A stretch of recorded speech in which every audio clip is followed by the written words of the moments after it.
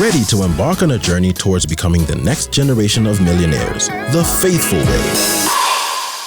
Welcome to another beautiful program, the next generation of millionaires, right here on Radio Christian Voice. My name is Kunda, and it's always great to know that you are listening. And so we're here to talk about many things concerning finances, especially for young people, as we are making those decisions, to build our lives.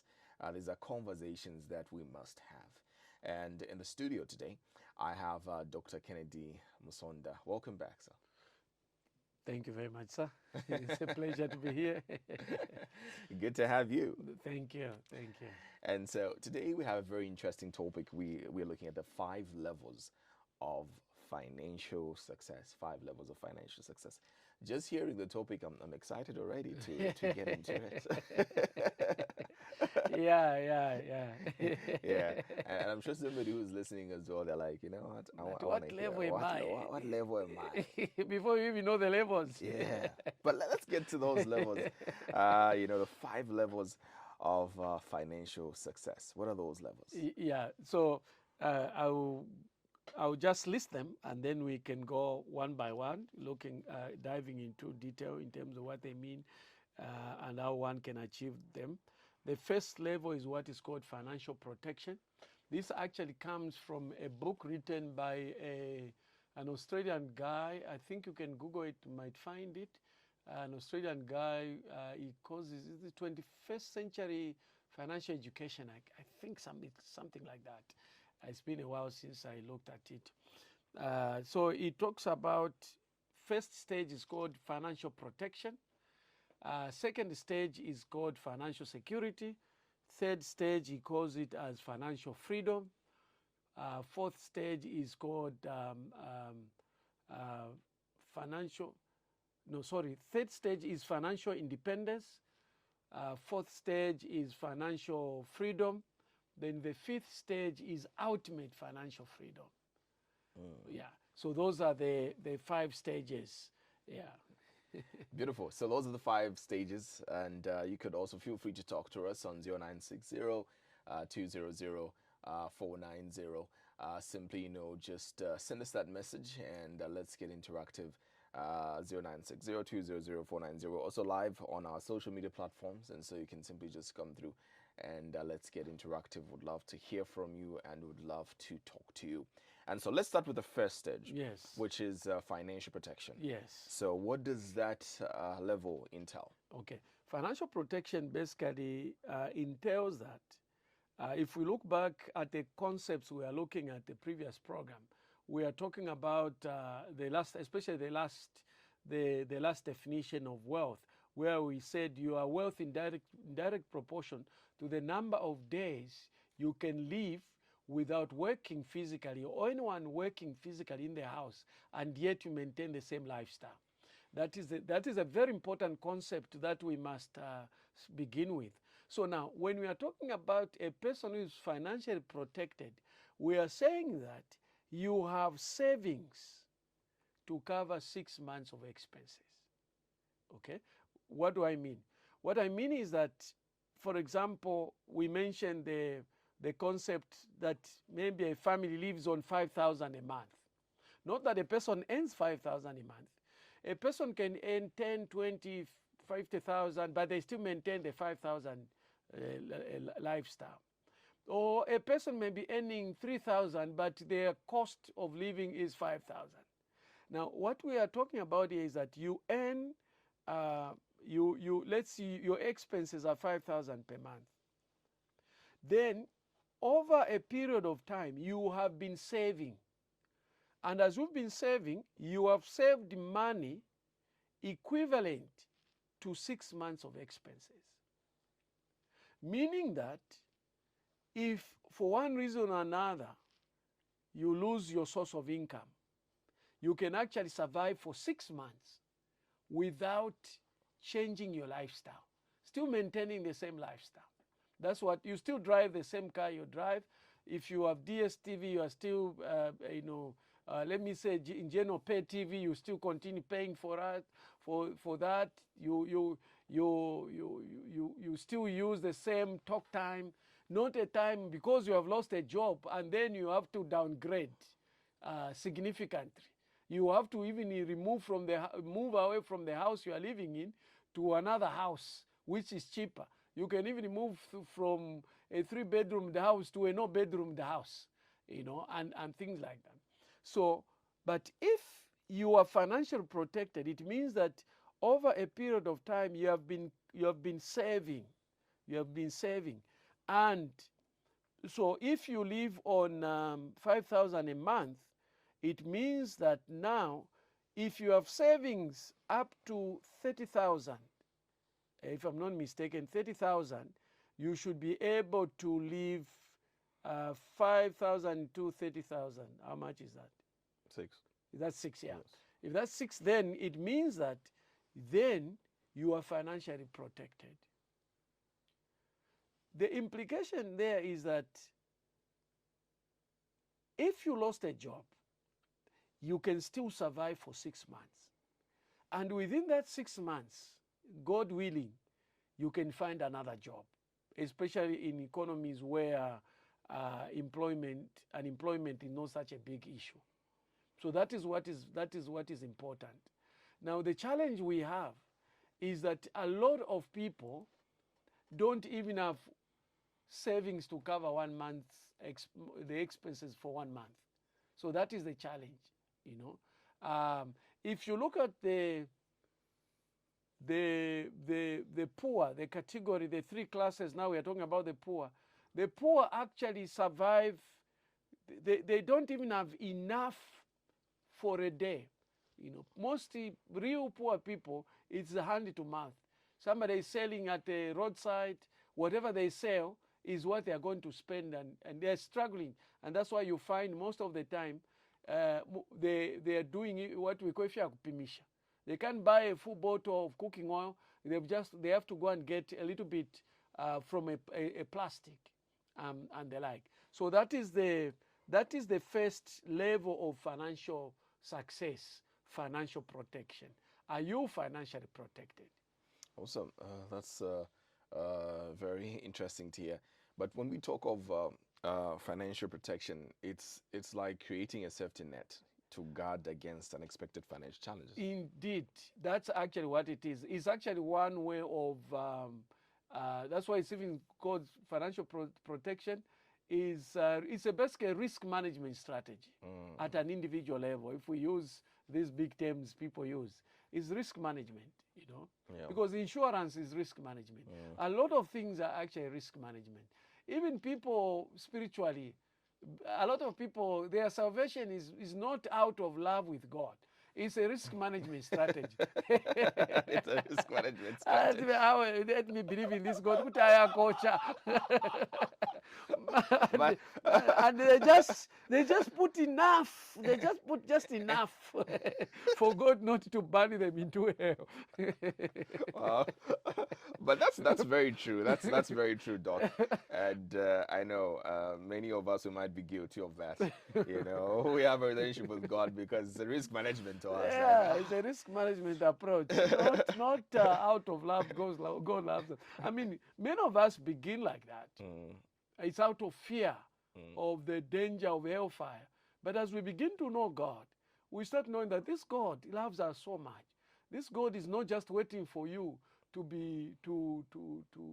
take you to hell. He's just waiting for when is this person dying so that he takes you to hell. But God loves us so much that he is the one who sent Jesus Christ to come and die for our sins. You know, it was not man's initiative. Yeah. Man's initiative is called religion, you know, where this is why people say there are so many ways of going to heaven. You know, it's like a mountain, but there's only one way, and that way is Jesus Christ. 0960200490. Talk to us, the next generation of millionaires, right here on Radio Christian Voice. And so we have already talked about financial protection. So now when you get there, Doc, what is the next goal? Then your next goal is now to be able to reach what we call financial security. Okay? We talked about financial protection. Now we want to talk about financial security. You want to be financially secured. Now, how do you get financially secure? Financial security comes about, we are taking a classic example of a job, but not even necessarily a formal job, maybe even an informal job, where you are earning an income. Now, you reach financial security when income from your assets, okay? The first stage you were building is focused on savings. You were building, you were saving, making sure that you are saving. You have a couch of saving, not a couch of spending. But then once you reach that level, the next level is that you now begin to create assets, as we talked about in the last concept. You know, assets are things that will give you money. And we are talking about assets that you own. Because when you look at a job, mostly, especially formal job comes from you are earning an asset. You are earning an income from somebody else's asset. Your employer is the owner of the asset. It's not your asset. And because it's not your asset, your employer, if he feels you are not needed at a particular point for whatever reason, good or bad, personal or not personal, he can get rid of you, okay? Because that's his asset. It's very dangerous to totally depend on an income that comes from another person's asset. That's why real wealth begins by accumulating your own assets. So as a young person, in the very early stage, you need to start building up your own asset. So when now income from your assets or asset is equal to your salary, that is called now financial security. You are financially secured, you know, in the sense that even if you lost your job, you can still maintain the same lifestyle because the other source of income is still there, okay? Now, the danger that is there, why a lot of people cannot achieve financial security, is that whenever they have an extra income, they also increase expenses, okay? The challenge there's a law that one needs to break, the only law one needs to break to become wealthy. Other laws, when you break them, you end up in jail. But the law that you must break is called the Parkinson law. The Parkinson law states that expenses will always rise to match with income so that a person remains at the same level. So expenses will always rise to match with income so that a person remains at the same level financially. What that means is that you have a situation where a person was earning, let's say, 2,000 kwacha, and as he was earning 2,000 kwacha, he was able to live within that 2,000 kwacha. The person now moves, he starts earning 5,000 kwacha, his lifestyle starts costing 5,000 kwacha. He moves to 10,000 kwacha, to 10,000, his lifestyle maybe in fact, the more money people have, the higher the expenses because their capacity to misuse money has increased. He could live on 5,000 comfortably. He's now earning 10,000. He fails to start making ends meet. Why? Because now he has increased his expenses. He now drives a car. He has to put in fuel. He has to repair that car. And he now moves to go to a more expensive neighborhood, you know. And as he moves to that expensive neighborhood, his expenses increase. So you find he's earning 10,000, his expenses move to 12,000, moves to 13,000. So now he has already started digging a hole to be financially buried in. He's digging his own financial graveyard, you know. That is the challenge. So that's why it's difficult for a lot of people to achieve financial security. Even if they've built up their own assets and these assets have started bringing in income, the problem is that instead of saving that income for the purpose of further investments or direct that income going into investment, they increase their lifestyle. So, Doc, what you're saying is, you know, that financial security, it's about, you know, building a solid foundation for financial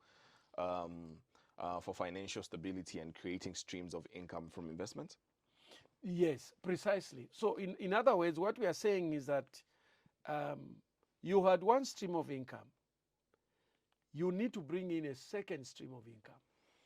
Okay? As you bring in the second stream of income, but we are saying when you bring in the second stream of income, make sure you can increase your cost of living, but don't use all the money, because financial security is only achieved when income from your salary is equal to income from your investment or your assets is equal to income from your job. Then you're financially secured, so that if you lost one of them, you have another source of income. Yeah. All right.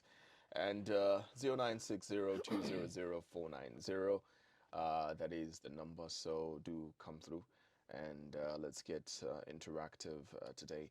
And so would love to hear from you and give us your thoughts, really. Want to hear those thoughts from you, want to hear those comments, those questions as well. Send them through, and we're also live on our social media platforms as well. I have Dr. Kennedy Musonda with me in the studio. And so what we've been looking at here, it's very interesting, but what comes after financial security? What is the other level? Okay, the next level is what we mentioned as financial independence. Now, financial independence, these things are easier said than done. I mean, talking is very easy. Yeah. But reaching financial independence for the majority of people is challenging. Now, what is financial independence? Before first I've started describing or explaining how difficult it is, but without knowing what it is. So financial independence is basically, now we are moving on the other side of you owning assets, is where now you can earn an income or incomes from your own assets to enable you to maintain the current lifestyle indefinitely. Okay. So that is an important statement. What we are saying, let's say my lifestyle costs me, I can maintain my lifestyle. We were using 5,000 kwacha per month. That's what I use to maintain. I don't, those guys, is that JCTU? The ones that look at the bread, the basket, what they call it? So just CTR? Yeah. They talk about, they call it bread basket? Yes. Something like how much should a family of 5 people live on in Zambia, But what I'm saying here is, if you as a family can manage, you live on 5,000 a month. To reach financial independence, if you want, you can even have your own Independence Day and start celebrating, is when the assets you own begin to give you an income to enable you to maintain the current lifestyle. In other words, you may even be working, but that's not what you are depending on. But your income from your own assets can enable you to maintain the current lifestyle. And what we mean by the current lifestyle is that you can live in the residential area you live, you can have the diet that you eat at them, you can continue to have the diet, continue to drive the vehicle that you drive, continue to go to places you go to, continue to pay school fees for your children. Basically, you can maintain that. But you are not meeting your costs of living by an income from a job or from working physically, even if you may have that, but you can maintain that even from your own assets. So that when you do that, you have reached financial independence. And I always, especially when I'm doing training for people in employment, basically generally everyone, I tell them, please, before you retire, this is the target I give them. Before you retire, make sure you've reached financial independence. So that when you start, when you have left formal employment at whatever age, it's not the time when now you begin to struggle now finding another source of income, trying to start a business that you didn't know how to run. You want to start farming. When you were young and energetic, you were in an air-conditioned office.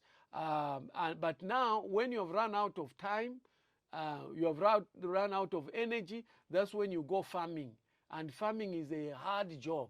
And unfortunately, the first season of farming after post-employment, there is a drought. You can lose all your money. If you go into cattle keeping, you might find that the disease breaks out, or poultry, the disease breaks out and kills all your birds, you know. So that is the danger that is there. So that's why it's important for us to preoccupy ourselves with financial independence. Reach a point where you are able to maintain your current lifestyle without, based on your own assets. So that is financial independence, which all of us must make as a goal, as a minimum goal. and just financial independence on its own, it's just very interesting to hear. And getting there, like you were saying, obviously easier said than done. Yeah. Easier. Yeah, said than done. you know the issue with creating wealth. Wealth cannot be created by people who are indisciplined, people who are not consistent. There's a character that needs to be developed for a person to create wealth. People who are wealthy, you just look at them, how they spend their time, how they spend their resources. You can even tell to say, no wonder the guy is wealthy, and no wonder I am poor. Just look at, they don't use money anyhow. Sometimes there's a tendency that, the guy is rich, you'll be flashing money around. The people who flash money around are those who have earned their money quickly, and a lot of them dubiously. They've not felt the pain and the pinch. And those are people, let's say, all of a sudden you're involved in corruption, you're doing wrong business, and evading tax, and you make a lot of money. You are dealing in maybe minerals, and all of a sudden you have a lot of money. You're talking about the what I call the talented people. Those who use talent to create wealth. The musicians, the footballers, the sports people, and all those guys, where the movie stars. You find that within these movie stars that earn $20 million for one movie, others are 15, others 2 million, they maybe that movie is shot in a period of 6 months. The guy has $2 million, which some people will never have in their lifetime. So because of that, and because of their appearance, and wanting to show off, to also show that they're important, you find that they start spending the money recklessly. They drive certain cars. My favorite player is this Senegalese player, Sadio Mane. And the programs of the documentaries that have been done about him, he drives an ordinary car, and he says, what are 6 sports cars? What are they for? And he uses money to pay people from his home district. He's giving families. That is real wealthy. But these other people, they're so preoccupied with the pride of life. That is their temptation. The pride of life. They want to show off. The lust of the eyes. Whatever they see, they want to acquire. Yeah. And then the pride of the lust of the flesh, they want now to indulge. No man of indulgences. Now, Doc, I know we have a few minutes more, like 7 minutes, and I know we still have like 2 levels, so I'm hoping we can get into them. Yeah, I'll summarize those. I'll summarize in the sense that the next level is what is called financial freedom. And very few people actually reach financial freedom. And financial freedom, same concept, is earning an income from the assets you own to enable you live a lifestyle you desire. Okay? So financial independence, we are talking about maintaining the current lifestyle. So that when people look at you, they will not say, I remember one guy was complaining, and imagine, this guy found me walking in the corridors of town. And he said, yeah, no, poor, end of your punch. Who drives a car in the corridors of town?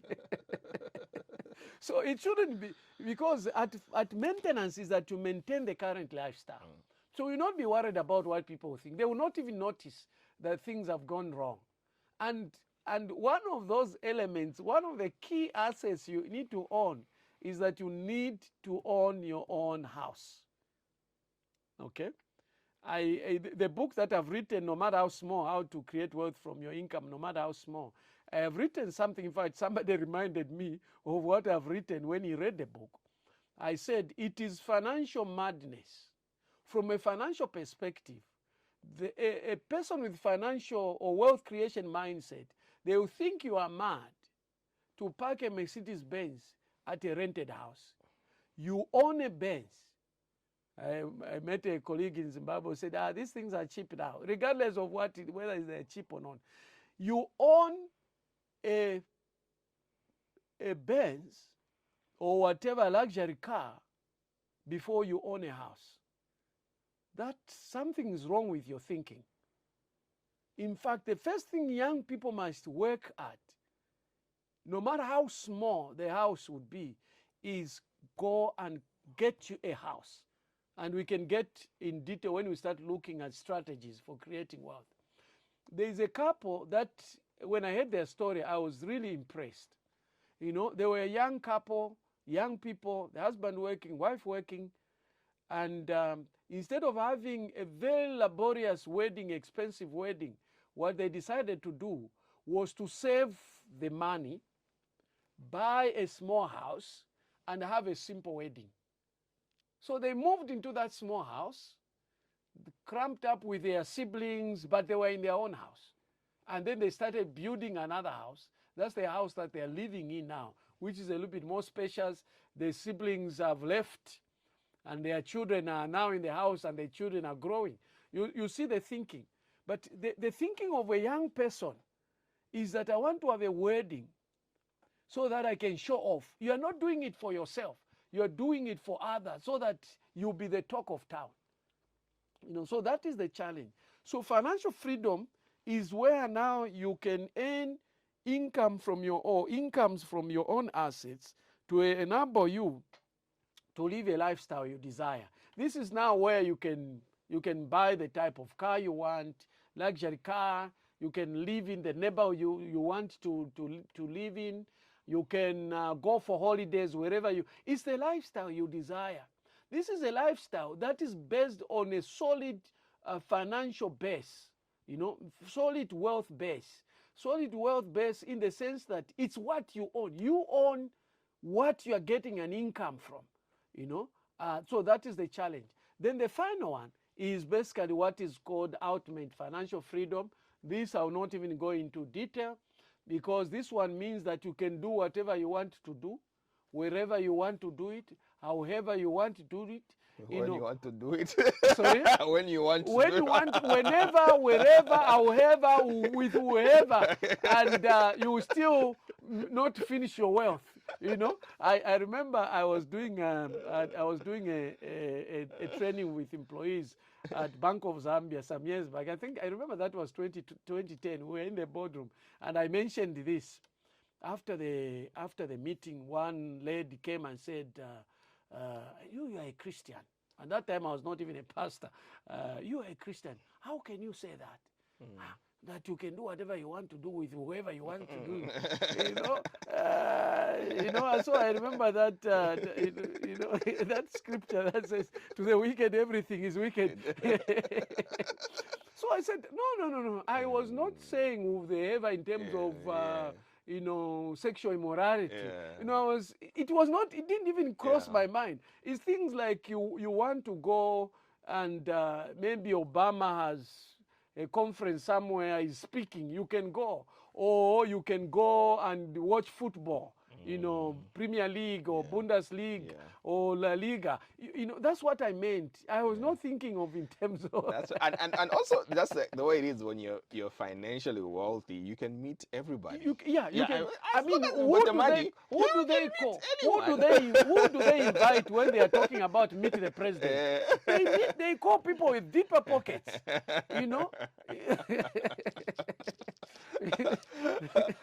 Doug, thank you so much for coming through. It's been awesome.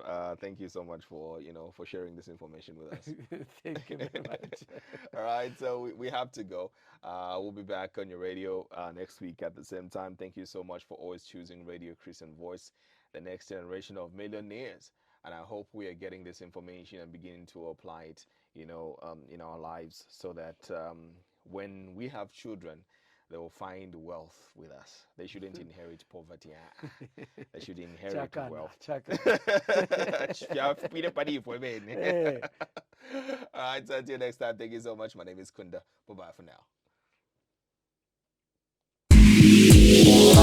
Get ready to embark on a journey towards becoming the next generation of millionaires, the faithful way.